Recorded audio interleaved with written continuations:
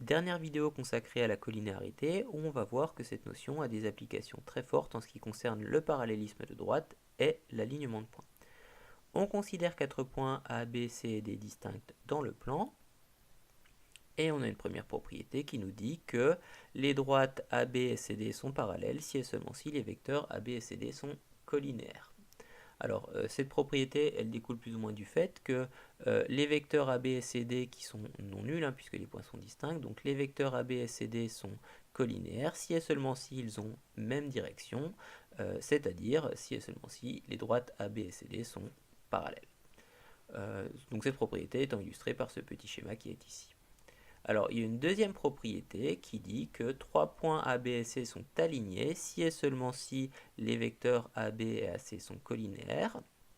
Alors, cette propriété découle de la première, puisque dire que vecteur AB et vecteur AC sont collinéaires, ça revient à dire que les droites AB et AC sont parallèles, sauf que deux droites parallèles qui ont un point commun, en l'occurrence ici le point A, eh bien ce sont des droites confondues. Donc la première propriété nous permet d'affirmer que les vecteurs AB et AC sont collinaires si et seulement si les droites AB et AC sont confondues, autrement dit si et seulement si les points AB et C sont alignés.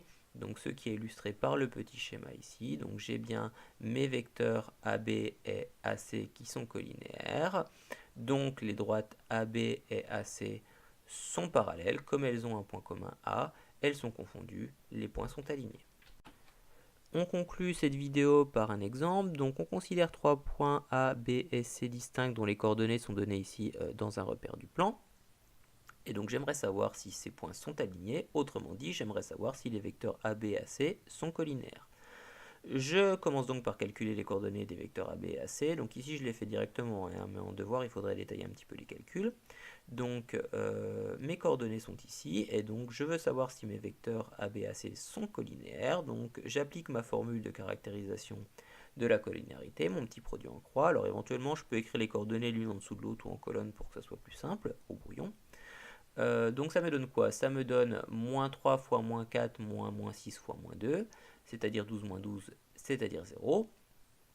Je peux donc dire que mes vecteurs AB et AC sont collinéaires et que mes points AB et C sont alignés, ce que je peux éventuellement contrôler sur un graphique pour m'assurer que je ne me suis pas trompé dans mes calculs. Donc en effet ici mes points ont tout l'air d'être alignés, pas de problème. Alors, petite remarque, ici j'ai considéré les vecteurs AB et AC, mais on peut aussi considérer d'autres vecteurs. C'est-à-dire, par exemple, si j'avais considéré les vecteurs BA et BC, si j'arrive à montrer que les vecteurs BA et BC sont collinaires, ça voudrait dire que les droites BA et BC sont parallèles. Comme elles ont le point commun B, ça voudrait dire que les points sont alignés. Donc, on n'est pas forcé de considérer les vecteurs AB et AC.